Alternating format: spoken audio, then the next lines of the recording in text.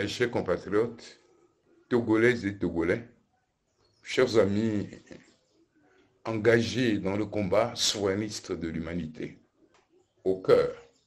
de l'incandescence géopolitique mondiale actuelle, résonne avec force la souveraineté de l'épicentre ouest africain,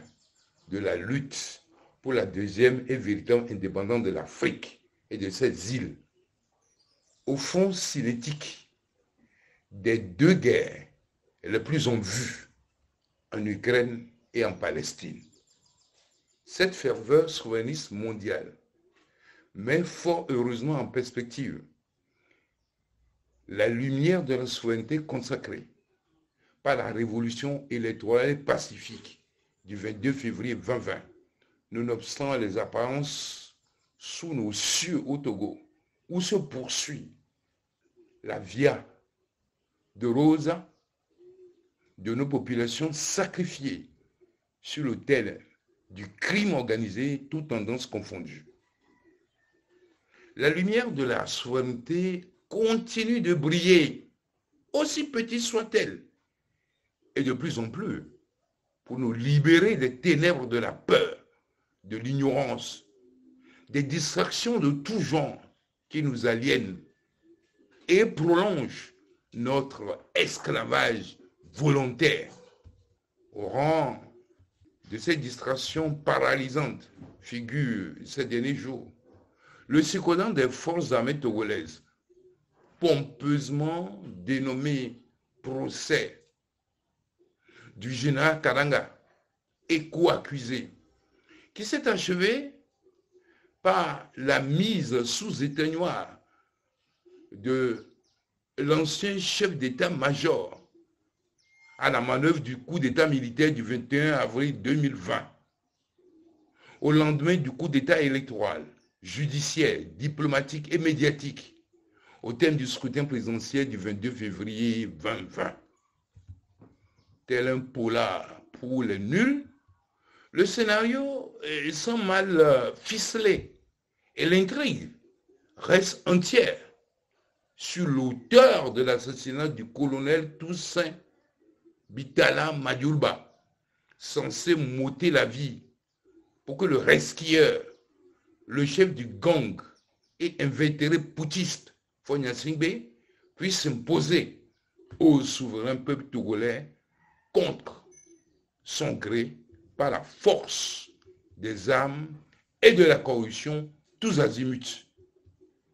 Le ségogramme des forces armées togolaises s'achève sans que ne soit connu l'assassin de Madjulba, les mobiles de la confiscation à ce jour de la dépouille mortelle, alors que mourait subitement son épouse à la veille de l'ouverture du dit procès. Jusqu'où Fonya Sibé pense insulter l'intelligence des forces armées togolaises et de la nation tout entière. Les jours à venir apporteront la réponse de façon cinglante à tous. Alors que le quotidien de l'écrasante majorité des Togolais est désespéré sur fond de terrorisme d'État permanent, d'injustice et de prédation inhumaine des ressources nationales. Nous avons assisté ces derniers jours à l'histoire éhontée du détournement d'au moins 400 millions de francs CFA dans le domicile privé au village du ministre Kojo Adedje, ministre du gouvernement illégitime de Fonya Singbe, déjà impliqué dans le Petrolgate qui a conduit à la mort du journaliste Joël Lega. Comment tolérer tant de méchanceté à l'encontre du peuple togolais privé d'eau potable sur la quasi-totalité du territoire national et abandonné à son propre sort? Tout au quotidien nous interpelle. Depuis le quintuple coup d'état électoral, militaire, judiciaire, médiatique et diplomatique survenu au thème de la présidentielle du 22 février 2020, qui reste dans la mémoire collective le référendum de la souveraineté intégrale du Togo. Raison pour laquelle, fidèle à mon engagement de ramener la victoire au peuple souverain et de concert avec le gouvernement légitime du Togo en exil et de l'écosystème d'Enka, nous avons initié du 21 au 25 octobre 2023 la mission juridique à Lomé de maître Joseph Breham et Mathilda Ferré. La conclusion de cette mission est sans appel. Une démonstration magistrale à la face du monde entier de l'éclatante victoire du souverain peuple togolais ayant conduit à la fausse lettre de félicitations de Emmanuel Macron à Fonya Singbe, décrit par maître Joseph Breham en les termes suivants. Ce courrier est un faux fabriqué pour forcer la main des autorités françaises et décourager les manifestations post-électorales. C'est ici le lieu pour moi de présenter à nos braves avocats toutes les excuses du souverain peuple togolais pacifique et hospitalier pour les violences subies lors de leur séquestration honteuse du 25 octobre dernier à l'hôtel 2 février et les assurer de notre pleine solidarité dans la procédure pénale qu'ils ont initiée afin que toute la lumière soit faite sur la violation de leurs droits. À présent, plus personne, au Togo ou ailleurs, ne peut gouloser de lui apporter la preuve de la victoire du peuple souverain dont ma personne est dépositaire. Maître Joseph Breham et Mathilda Ferré, forts de toutes les preuves récoltées au terme de leur mission, ont saisi depuis le 2 novembre 2023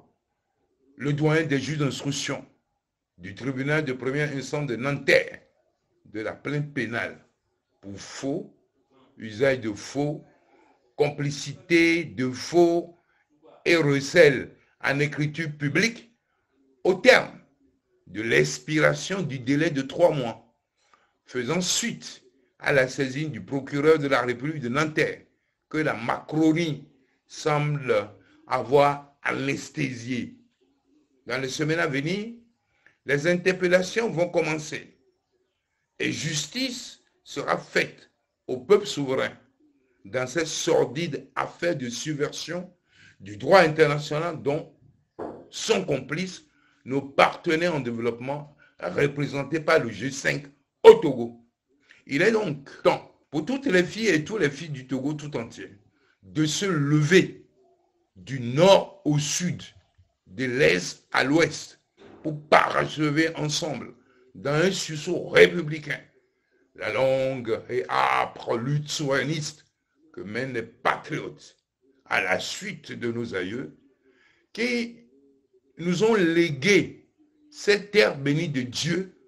en héritage, en patrimoine.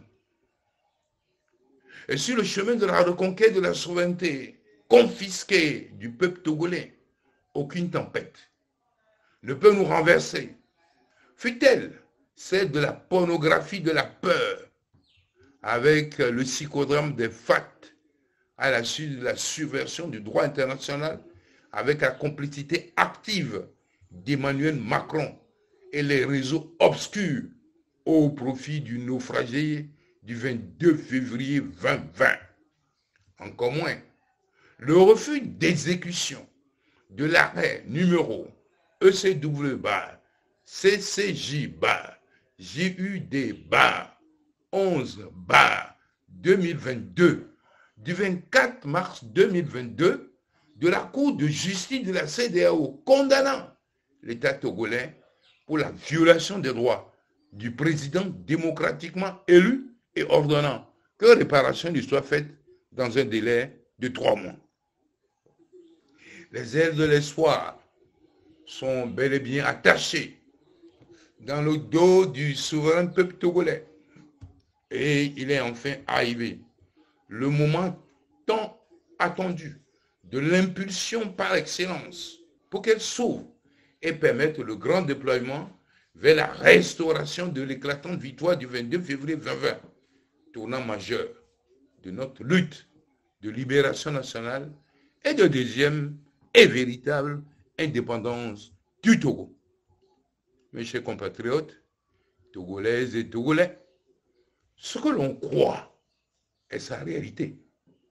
Notre perspective détermine notre expérience, façonne notre réalité. Et cela change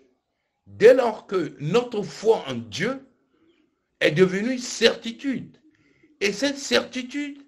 est la base à partir de laquelle tout peut être accompli. Ce 11 novembre marque le déclenchement de l'impulsion pour le déploiement des ailes de l'espoir de la renaissance du Togo, avec le lancement des 3 jours de prière pour la délivrance définitive du Togo par le souverain maître, créateur du ciel et de la terre. Notre Dieu, notre souverain créateur, à qui nous consacrons à jamais la terre de nos aïeux. C'est pourquoi, revêtu du sceau de la légitimité démocratique de président de la République, j'invite toutes les filles et tous les fils du Togo tout entier, aussi bien sur le territoire national que dans la diaspora, à participer à la chaîne de prière et observer avec ferveur des jeûnes et des actions de grâce pour le dénouement heureux de notre longue lutte souverainiste. Ce que les uns craignent et que les autres attendent avec joie apporte la bénédiction sur tous les êtres humains, car le grand soleil central s'est levé sur le Togo. Et la lumière de Dieu signifie la libération pour chaque entité.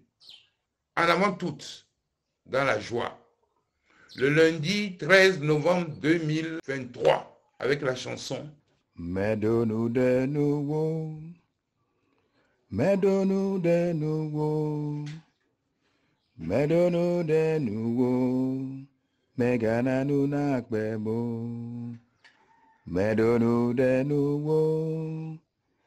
mais donne-nous de nouveau, hola, mais donne-nous de nouveau, mais gana-nous nakbebo. dans la pleine conscience de nos souverainetés requises. Que Dieu bénisse le Togo, chacun de ses enfants, l'Afrique et l'humanité tout entière. Vive la souveraineté et que vive la paix, l'unité et la liberté partout sur terre. Vive le Togo!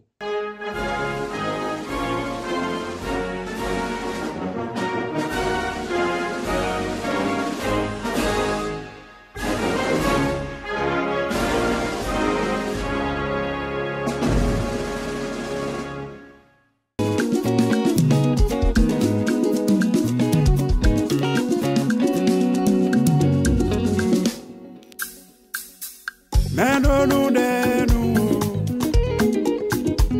mais donne-nous de nouveau,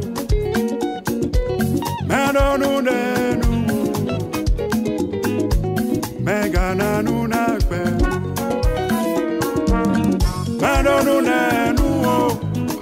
Yesu ye, mais donne-nous de nouveau.